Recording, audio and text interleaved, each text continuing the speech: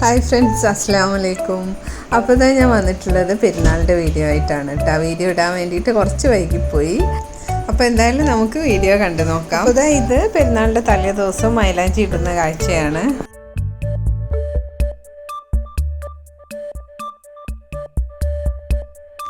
അങ്ങനെ ഇതാ പെരുന്നാളിൻ്റെ അന്ന് നമ്മൾ വീട്ടിൽ തന്നെ ആയിരുന്നു. എന്നത്തെയും പെരുന്നാൾ പോലെ തന്നെ മോനിതാ രാവിലെ പള്ളിയിലേക്കായിട്ട് പോകുന്നുണ്ട്. അത് കഴിഞ്ഞ് നമ്മൾ ചായയുടെയൊക്കെ കഴിഞ്ഞ് കുട്ടികളൊക്കെ കുളിച്ച് ഫ്രഷായി പുതിയ ഡ്രസ്സൊക്കെ ഇട്ട് പിന്നെ നമ്മളെല്ലാവരും കൂടെ ഇരുന്ന് ഭക്ഷണമൊക്കെ കഴിച്ച് അന്ന് നമ്മൾ ചിക്കൻ ബിരിയാണിയാണ് കേട്ടോ ഉണ്ടാക്കിയിട്ടുണ്ടായിരുന്നത്.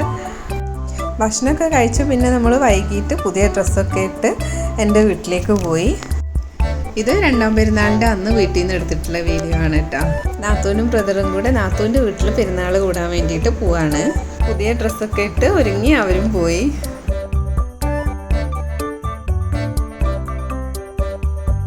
അന്നത്തെ ദിവസം പിന്നെ പ്രത്യേകിച്ച് വീഡിയോസും കാര്യങ്ങളും ഒന്നും ഞാൻ എടുത്തിട്ടില്ല.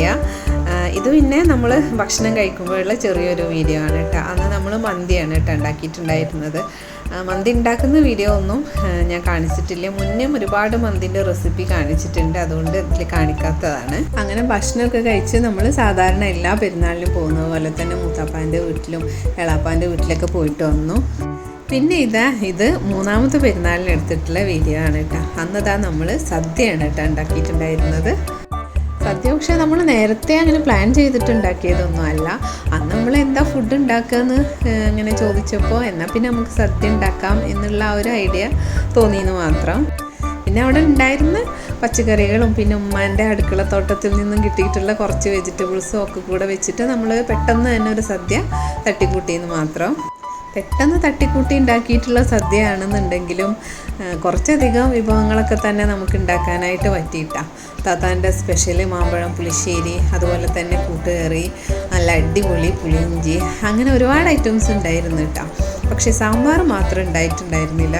ഞാൻ പറഞ്ഞല്ലോ, സദ്യ എന്നുള്ള ഒരു ഐഡിയ പെട്ടെന്ന് വന്നതുകൊണ്ട് തന്നെ നമ്മളവിടെ കുമ്പളം കറി മോര് കറി വെച്ചത് ഓൾറെഡി ഉണ്ടായിരുന്നു. അപ്പോൾ പിന്നെ അത് മതി, സാമ്പാർ വേണ്ട, ബാക്കിയുള്ള പിന്നെ കറികളൊക്കെ ഉണ്ടാക്കാമെന്ന് കരുതിയിട്ടാണ് സദ്യയിലേക്ക് ഒരുങ്ങിയത് തന്നെ. സാമ്പാർ ഇല്ലയെന്നുണ്ടെങ്കിലും സദ്യ ഒന്നൊന്നര സദ്യ തന്നെ ആയിരുന്നു കേട്ടോ, പറയാതിരിക്കാൻ വയ്യ. എന്തായാലും ഞാൻ പറഞ്ഞു മുഷിപ്പിക്കുന്നില്ല, നിങ്ങൾ കണ്ടു നോക്കൂ. വീഡിയോ കണ്ട് ഇഷ്ടമാവുകയാണെന്നുണ്ടെങ്കിൽ എന്നും പറയുന്നത് പോലെ തന്നെ സബ്സ്ക്രൈബ് ചെയ്ത് സപ്പോർട്ട് ചെയ്യാൻ മറക്കരുത്.